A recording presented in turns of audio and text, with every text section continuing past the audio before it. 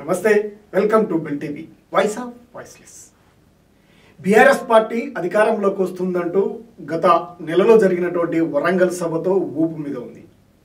ఇప్పటికే ఉత్తర తెలంగాణలో పూర్తిగా వెనకబడుకు పోయినటువంటి పరిస్థితి, అధికార కాంగ్రెస్ పార్టీ కంటే బీజేపీ దూసుకుపోతున్నటువంటి పరిస్థితి. గతంలో ఉత్తర తెలంగాణలో బలమైనటువంటి పునాదులు ఉన్నటువంటి బీఆర్ఎస్ వెనుకబడిపోయినటువంటి పరిస్థితి మనకు కనిపిస్తూ ఉంది.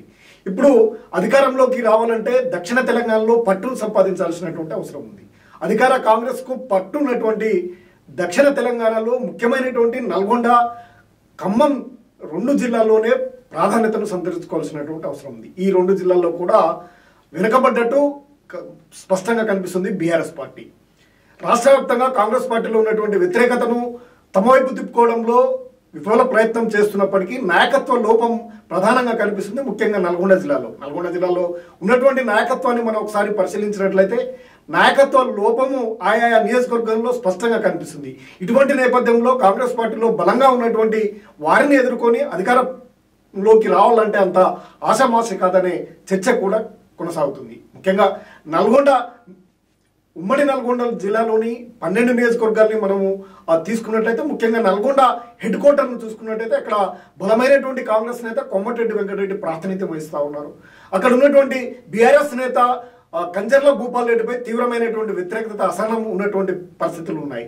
నల్గొండ నియోజకవర్గాన్ని అభివృద్ధి పదంలోకి కేసీఆర్ తీసుకొని గతంలో మండల కేంద్రం కంటే ఈనంగా ఉన్నటువంటి జిల్లా కేంద్రాన్ని అభివృద్ధిలో తీసుకొచ్చి ఒక వెలుగును వెలిగించినటువంటి కేసీఆర్ పై అభిమానం ఉన్నప్పటికీ అక్కడ ఉన్నటువంటి స్థానిక నాయకత్వంపై తీవ్రమైనటువంటి వ్యతిరేకత ఉండటం, అక్కడ ఉన్నటువంటి కంచర్ల భూపాల్ రెడ్డి ఎమ్మెల్యేగా ఉండి చేసినటువంటి నిర్వాహకము, నాయకత్వ లోపము, ఎవరితో సమర్థవంతంగా పనిచేయలేకపోవడము, అక్కడ ఉన్నటువంటి అందరినీ సమన్వయం చేయలేకపోవడం, వీటన్నిటి కారణంగా అక్కడ తీవ్రమైనటువంటి నాయకత్వ లోపం స్పష్టంగా కనిపిస్తూ ఉంది. గత కొంతకాలం కేటీఆర్ నిర్వహించినటువంటి బహిరంగ సభకు భారీగా జిల్లా నుంచి తరలి వచ్చినప్పటికీ అది కంజర్ల భూపాల్ రెడ్డి ప్రతిభ కాదనేది కూడా అక్కడ ఉన్నటువంటి నేతలు చెప్తున్నటువంటి మాటగా కనిపిస్తూ ఉంది. నాయకత్వ లోపం, ఎవరిని కూడా సమన్వయపరచుకోవడంలో కూడా ఆయన విఫలంగా ఉండటం, అక్కడ ఉన్నటువంటి నల్గొండ హెడ్ క్వార్టర్లో మంత్రి కోమటిరెడ్డిపై సానుకూల పరిస్థితులు ఉన్నప్పటికీ ఆయన అనుచరులపై తీవ్రమైనటువంటి వ్యతిరేకత ఉండటం, రాష్ట్ర వ్యాప్తంగా ఉన్నటువంటి పరిణామాల దృష్టిలో కాంగ్రెస్ పార్టీపై ఉన్నటువంటి వ్యతిరేకతను తమ వైపు తిప్పుకోవడంలో కంచర్ల భూపాల్ రెడ్డి పూర్తిగా విఫలమయ్యారనేది వ్యక్తమవుతున్నటువంటి అభిప్రాయం. గత పార్లమెంట్ ఎన్నికల్లోనూ అక్కడ తన సోదరుడైనటువంటి కంచర్ల కృష్ణారెడ్డి 3వ స్థానానికి పడిపోవడం, నాయకత్వ లోపానికి అది ఎంత లోపం ఉందో స్పష్టంగా కనిపిస్తుందనే అభిప్రాయం కూడా బలంగా ఉంది. ఇక నకరికల్ నియోజకవర్గాన్ని చూస్తే నకరికల్లో ఎమ్మెల్యే వీరేశం తీవ్రమైనటువంటి వామపక్ష భావజలం ఉండి ఆయన నక్సల్స్గా ఉండి ప్రజల యొక్క అభిమానాన్ని ఏ విధంగా కొల్లగొట్టాలో ఆయన వెళ్తున్నటువంటి ఆయనకు ధీటుగా అక్కడ ఉన్నటువంటి మాజీ ఎమ్మెల్యే లింగయ్య వెళ్ళలేకపోతున్నారు, అందరినీ సమన్వయం చేయలేకపోతున్నారు అనేది కూడా అక్కడ స్పష్టంగా కనిపిస్తూ ఉంది. మంచి వ్యక్తిగా లింగయ్యపై అభిప్రాయం ఉన్నప్పటికీ లీడర్గా అక్కడ వ్యతిరేకంగా ఉన్నటువంటి వీరేశంను అడ్డుకొల్లే శక్తియుక్తులు ఆయనలో సరిపోవడం లేదు అనే అభిప్రాయం కూడా వ్యక్తమవుతుంది. ఇక్కడ కూడా నాయకత్వ లోపం ప్రధానంగా కనిపిస్తూ ఉంది.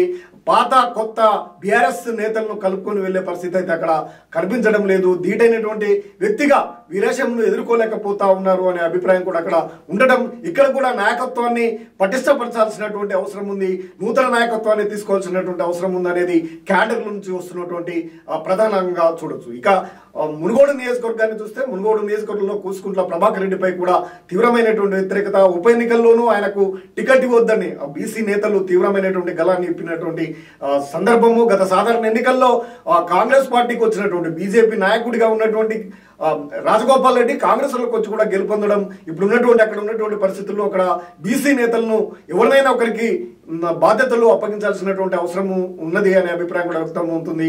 తీవ్రమైనటువంటి ఇప్పటికే వయస్సు రీత్యా కానీ అక్కడ ఉన్నటువంటి నిర్మాణాత్మకంగా పార్టీని నిర్మాణం చేసుకోవాల్సినటువంటి అవసరం కూడా అక్కడ కనిపిస్తూ ఉంది.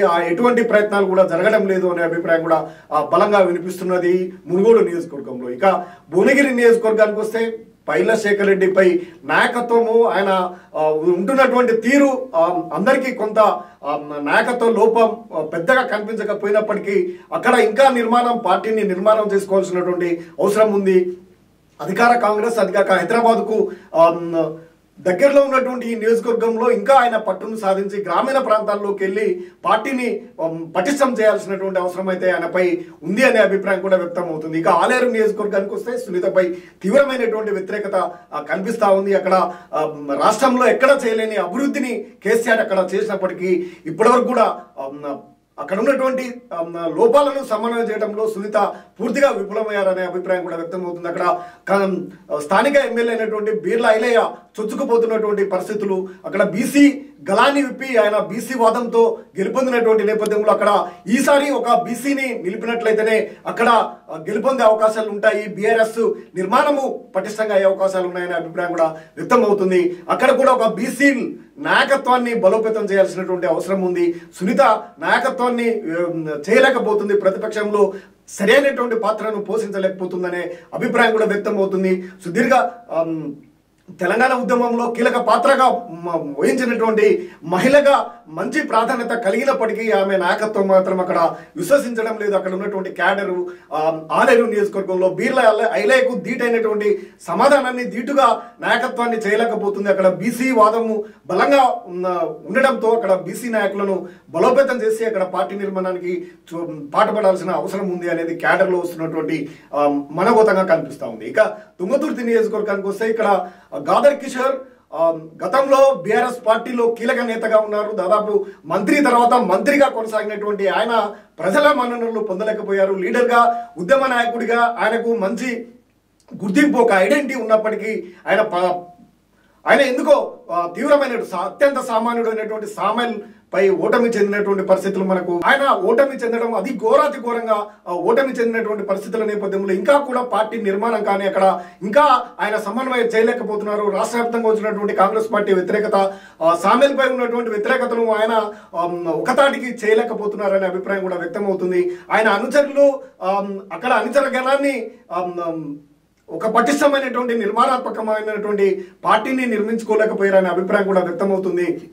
నాయకుడిగా ఆయన ఉన్నందుకు రాష్ట్ర స్థాయిలో గుర్తింపు ఉండి కేసీఆర్ కుటుంబానికి అత్యంత సన్నిహితంగా ఉంటున్నటువంటి కిషోర్ తుంగతుర్తి నియోజకవర్గంలో ఇంకా పార్టీపై పట్టును సాధించలేకపోయారనే అభిప్రాయం కూడా వ్యక్తమవుతుంది. గతంలో అధికారంలో 2 సార్లు ఉన్నప్పుడు 2వ మంత్రిగా కొనసాగినటువంటి ఉమ్మడి జిల్లాలోనే ప్రముఖ పాత్రను పోషించినటువంటి కిషోర్ తన సొంత నియోజకవర్గంలో మాత్రం నిర్మాణం చేయలేకపోయారు. అక్కడ అభివృద్ధిని కూడా అంతగా చేయలేకపోయారు ఆశించినంతగా అనే అభిప్రాయం కూడా ఉంది. దాన్ని ఆయన ఇప్పుడు సమన్వయపరుచుకొని అక్కడ పార్టీ క్యాడర్ని, పార్టీని, ప్రజలని మన్ననలు పొందాల్సినటువంటి అవసరం ఉంది. ప్రజలకు నమ్మకాన్ని కల్పించాల్సినటువంటి అవసరం ఉంది. లేకుంటే అక్కడ కూడా ఇబ్బందికరమైనటువంటి పరిస్థితులే వస్తాయనే అభిప్రాయం ఉంది. ఇక మిర్యాలగూడ నియోజకవర్గానికి వస్తే మిర్యాలగూడ నియోజకవర్గంలో బలమైనటువంటి బీఆర్ఎస్ నాయకుడు నల్లబోతు భాస్కర్ రావు ఇక్కడ ప్రాతినిధ్యం వహిస్తున్నప్పటికీ ఇక్కడ ఆయన దాదాపు రాష్ట్రంలోనే ఎవరూ లేని విధంగా ఎవరు కూడా దాదాపు ఓటమి తర్వాత అందరూ వెనకకు వెళ్ళినటువంటి పరిస్థితుల్లో ఆయన సొంత కార్యాలయాన్ని నిర్మాణం చేసి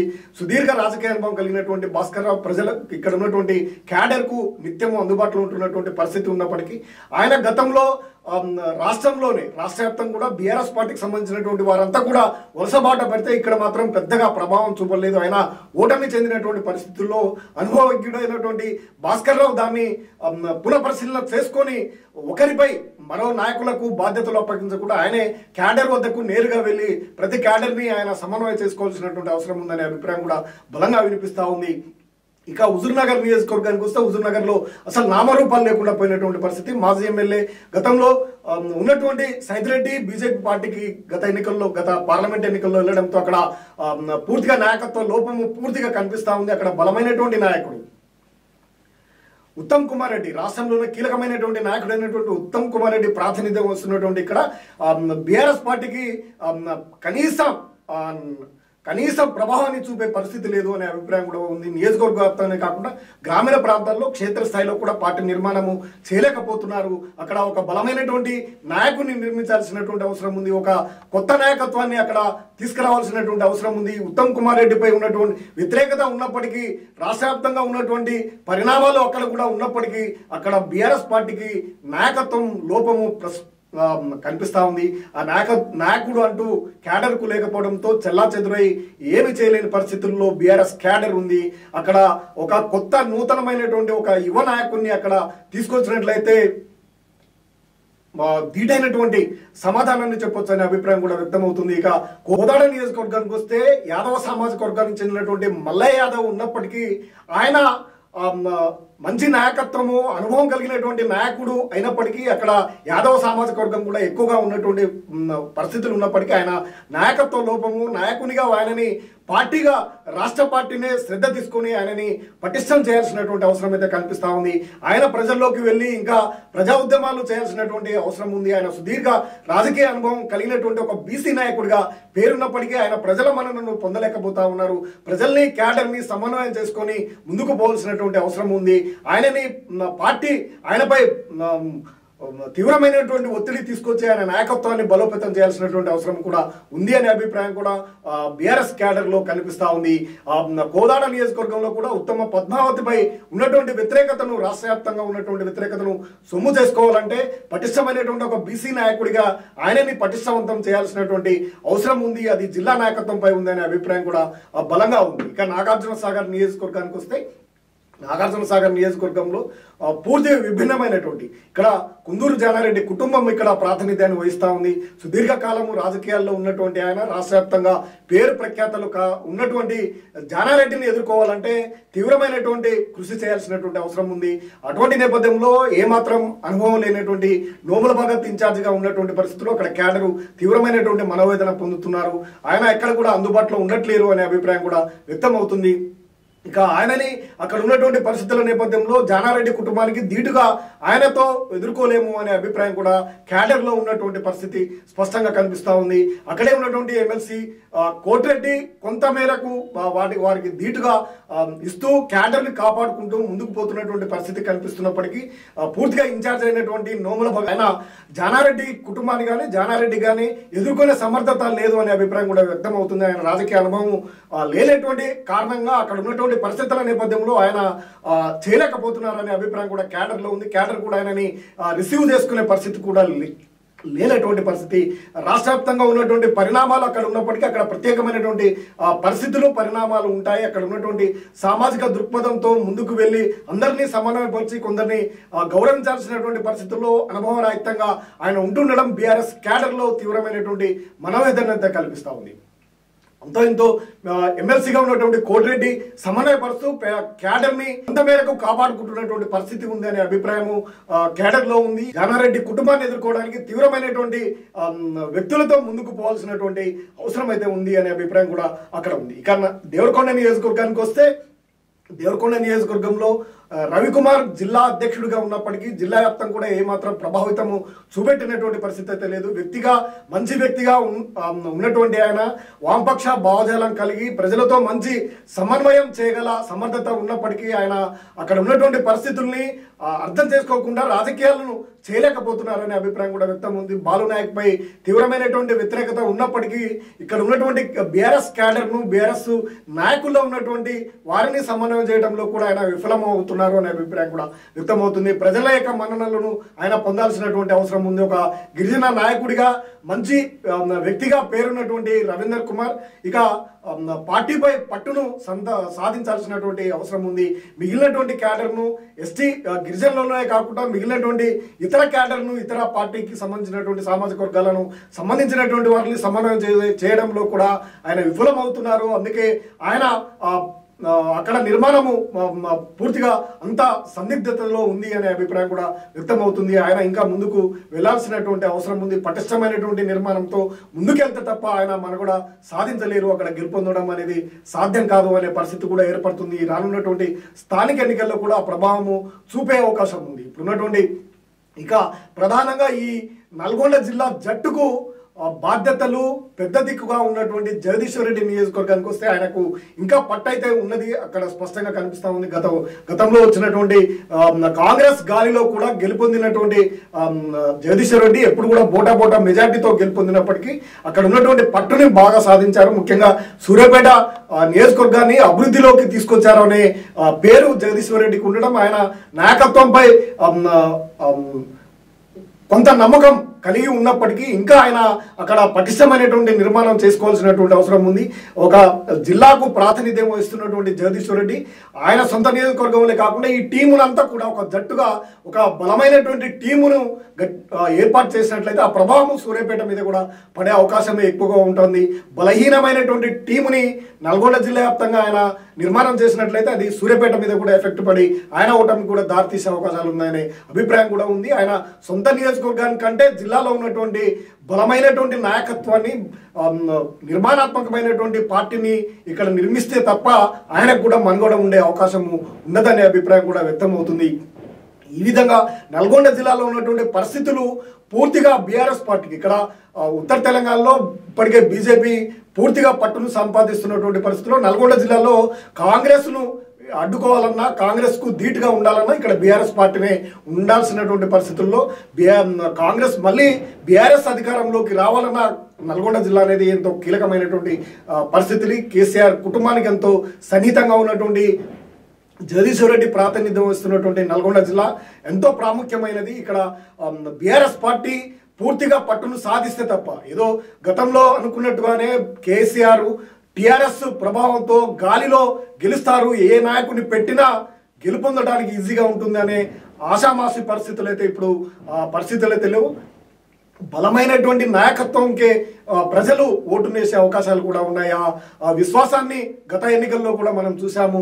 బలంగా ప్రజలకు సేవ చేస్తూ ప్రజలకు నిర్మాణాత్మకమైనటువంటి పాత్రను పోషించిన వారికే ప్రాధాన్యత ఉంటుంది. నల్గొండ జిల్లా ఎప్పుడు కూడా నల్గొండ జిల్లాలో పట్టును సాధించకుండా రాష్ట్ర వ్యాప్తంగా కూడా పట్టును సాధించడం కష్టసాధ్యం అనే అభిప్రాయం కూడా వ్యక్తమవుతుంది. కాంగ్రెస్ పార్టీ అధికారంలోకి వచ్చిందంటేనే నల్గొండ ఖమ్మం రెండు జిల్లాలే ప్రభావితమైనటువంటి ప్రభావాన్ని చూపినటువంటి పరిస్థితులలో ఇక్కడ బీఆర్ఎస్ పార్టీ పునాదులు నిర్మాణము నాయకత్వము బలమైనటువంటి పునాదులు ఉంటే తప్ప ఈ బీఆర్ఎస్ పార్టీ అధికారంలోకి రావడం కూడా కష్టసాధ్యం అవుతుందనే అభిప్రాయం కూడా వ్యక్తమవుతుంది.